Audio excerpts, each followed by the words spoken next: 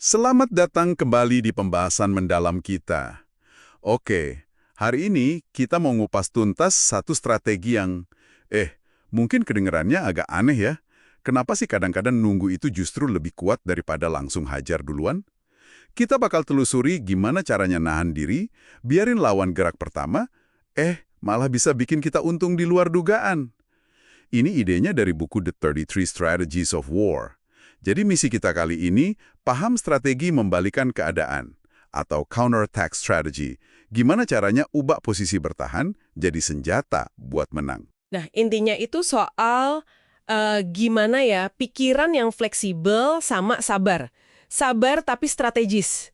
Jadi pas kita nahan diri itu, kita nggak cuma nonton doang, pasif gitu. Enggak. Kita justru aktif ngumpulin info. Rencana lawan gimana, lemahnya di mana, ya kan?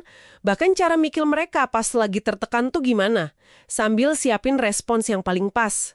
Seringnya, yaitu pakai momentum serangan mereka buat nyerang balik. Jadi ini bukan lemah, tapi persiapan buat serangan balik yang lebih cerdik gitu. Wah, menarik gitu. Seringnya kan kita mikir, yang gerak duluan pasti untung. Tapi kalau dipikir-pikir lagi, bener juga ya.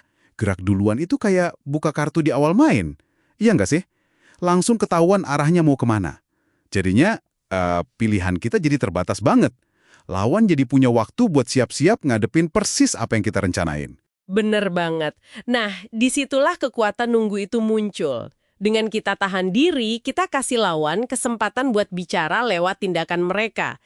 Mereka jadi buka rencana sendiri, kadang mungkin terlalu pede, atau malah gegabah karena agresif.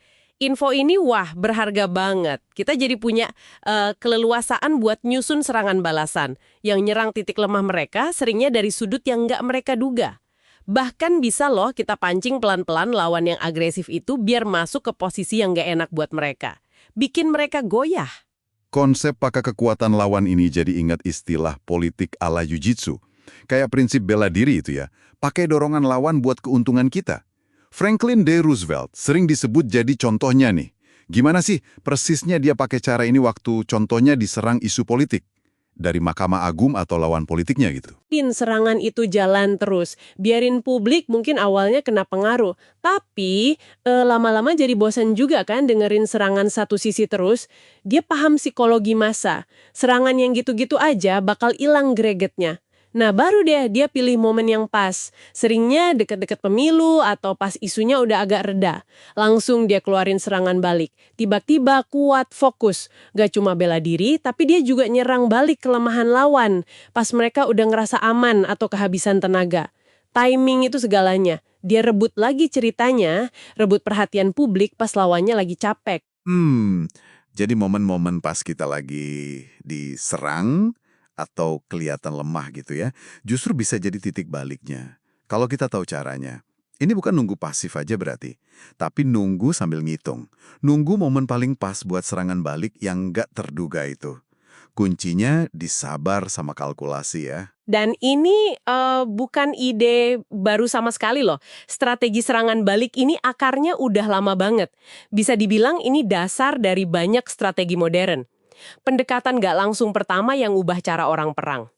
Tokoh-tokoh besar kayak Sun Tzu di Tiongkok kuno, terus Napoleon dengan manuvernya, sampai Mao Zedong pas perang gerilya.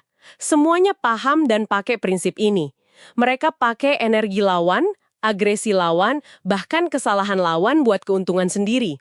Kayak kata ahli strategi perang Clausewitz, itu transisi cepat dan kuat dari bertahan ke menyerang, itulah momen paling cemerlang dari pertahanan.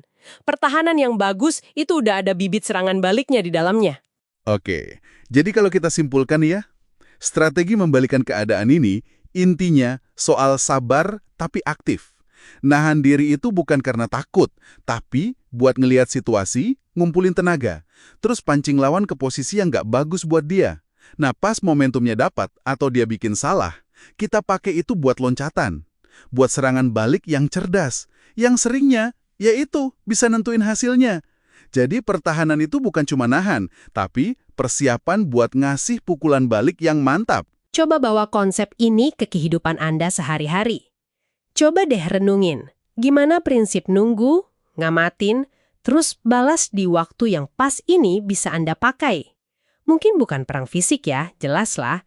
Tapi coba pikirin, pas lagi negosiasi alot, atau pas lagi dapat kritik pedas di depan orang banyak, atau bahkan pas dinamika kelompok di kantor atau lingkungan sosial. Gimana caranya Anda bisa belajar baca momentum orang lain, mungkin agresi mereka malah, terus dengan cerdik bisa nggak membalikan keadaan itu jadi keuntungan buat Anda? Gimana caranya ngubah situasi yang awalnya kayaknya rugi, malah jadi peluang tersembunyi buat kita lebih unggul? Coba pikirin deh.